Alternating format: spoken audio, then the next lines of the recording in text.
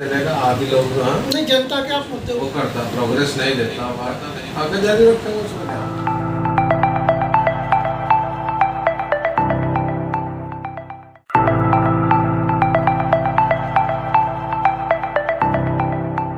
के लिए तो जनता की तो आवाज उठा रहे हैं भाई, महंगी बिजली होगी, महंगा पानी हो गया, महंगे चालान हो गए। जो 100 रुपए का चालान था 2000 का,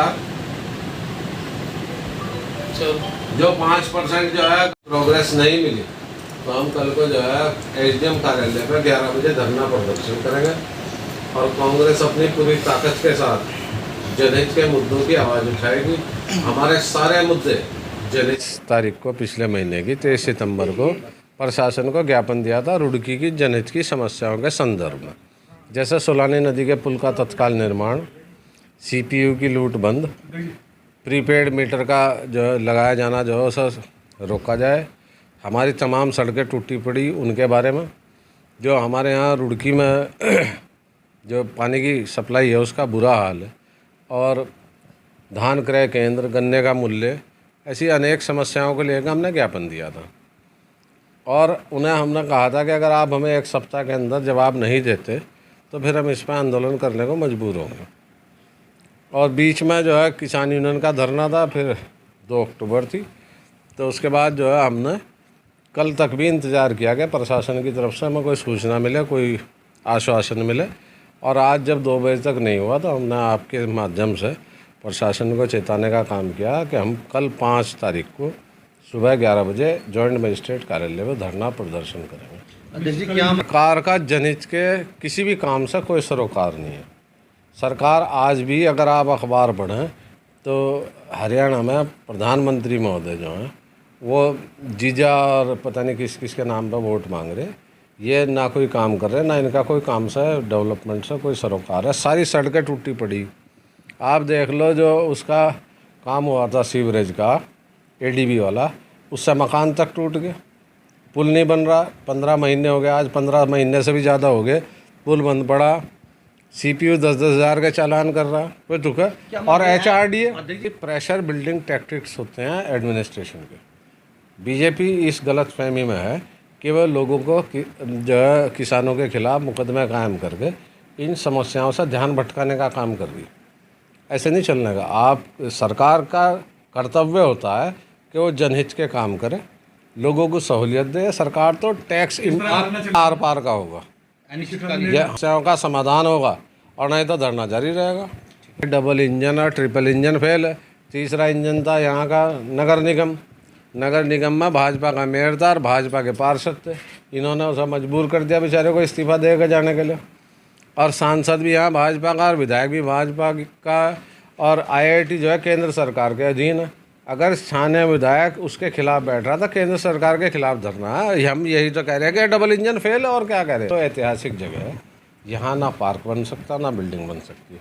ये तो जब कभी कोटले साहब ने नहर का निर्माण किया था उस समय से जो है यहाँ ये बोट क्लब है, और हम इसका जो है नेचर बदलने नहीं देने के, और ऐसी कोई प्रयास होगा तो कांग्रेस उसका विरोध करे। दीप बत्रा जी नगर निगम के बाहर धरना दें, सारी सड़कें टूटी पड़ी, सफाई व्यवस्था उचित नहीं है। बिजली विभाग के बाहर धरना दें, बिजली की इतनी भारी कटौती है। एचआरडीए के बाहर धरना दें, वो सीपीयू के बाहर धरना दें। धरना वो क्यों नहीं दे रहे इनके खिलाफ? फेल हो रहे हैं, बात ये है सरकार पूरी तरह से फेल होगी। प्रदीप बत्रा जी, जो रुड़की की समस्या हैं, जो जनहित की समस्या हैं, जिनको लेकर पब्लिक में रोष है। पुल बंद पड़ा हुआ है, 15-15 किलोमीटर का चक्कर काट कर बच्चे जो है वो घंटे 2-2 घंटे में जो है अपने घर पहुंच रहे हैं स्कूलों से। सड़क में गड्ढे पड़े हुए हैं, पानी भरे हुए हैं, हर तरह की रुड़की के अंदर समस्या है। और विधायक बिल्कुल फेल हो रहे हैं, वो अपने बिजनेसों में लग रहे हैं, ज़मीनों के कारोबार में लग रहे हैं, उनके आदमी गलत काम कर रहे हैं, बिल्कुल ध्यान नहीं दे रहे जनहित में। वो तो सिर्फ लोगों का ध्यान बटाने के लिए उन्होंने वहाँ पे धरना दिया है। यानी पार्क यहाँ बहुत पड़े हैं सौंदर्यीकरण के लिए, अपनी निधि से भी करा सकते हैं, रुड़की को वो चमका सकते हैं, लेकिन उनका जो है वो अपना विकास करना है, रुड़की का विकास करना नहीं है। की तरफ से लगातार जनसंपर्क किया जा रहा है, और जैसा कि मुझसे पूर्व अध्यक्ष जी ने आपको बताया कि हमारे 9 सूत्रीय मांगों को लेकर धरना है वहाँ पे, और हमारा धरना यदि हमारी बात को प्रशासनिक अधिकारी मानते हैं तो ठीक है, नहीं तो हमारा धरना ये लगातार कई दिन तक चलेगा। दूसरा, मैं इसी में एक चीज़ और जोड़ दूँ आपसे कि एक प्रदेश में एक नियम होना चाहिए। अभी मुझे मीडिया के माध्यम से पता लगा कि हमारे जो माननीय मुख्यमंत्री हैं, उन्होंने एक बिजली जो फ्री में 100 यूनिट उन्होंने यहाँ हमारे जो हरिद्वार पे एरिया है वहाँ पे फ्री किया है। लेकिन जब एक प्रदेश है तो वहाँ 2 नियम क्यों हैं? सबसे ज़्यादा बिजली खपत कहाँ हो रही? हरिद्वार में हो रही, पहाड़ों पर थोड़ा ही हो रही है। तो वहाँ तो आपने कर दी 200 यूनिट फ्री और यहाँ कर दी 100 यूनिट फ्री। तो इसका मतलब ये भी आप लॉलीपॉप दे रहे हैं यहाँ के लोगों को। दूसरा, मैं आपके माध्यम से कहना चाहता हूँ, जो जनप्रतिनिधि सोए हुए हैं, क्योंकि आप देख रहे हैं शहर का जो हाल है। अभी मुझसे पूर्व मंत्री जी बता रहे थे कि बच्चों को 15 किलोमीटर घूम कर जाना पड़ रहा, और जिन बच्चों ने पास बनवा रखे थे स्कूल के, वो पास भी बेकार हो गए ना, पैसे अपनी जेब से पैसे दे के जाना पड़ रहा। लेकिन उस और जो है किसी भी जनप्रतिनिधि का ध्यान नहीं है। और ये मैं तो ये कहूँगा कि ट्रिपल इंजन की नहीं है, 4 इंजन की सरकार है। यहाँ पर जो MP है वो भाजपा का। क्या मानते हैं निश्चितकालीन धरना बिल्कुल जारी रहेगा। इसमें हमारे जितने भी कांग्रेस के कार्यकर्ता है उसमें बढ़ चढ़ के अपना हिस्सा लेंगे। हरिद्वार है, ये हरिद्वार विकास शुल्क यहाँ से लिया जा रहा और विकास पे पैसा नहीं लगाया जा रहा, इसीलिए विकास त्यागी जी नाराज है। ये 13 विकास है, देखो विकास त्यागी जी नाराज है और ये बराबर लगे हुए हैं।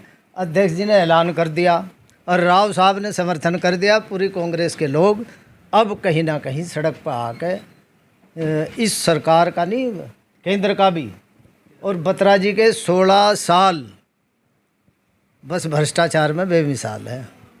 ये मिसाल ही छोड़ के जाएगा, ये समझिए आप।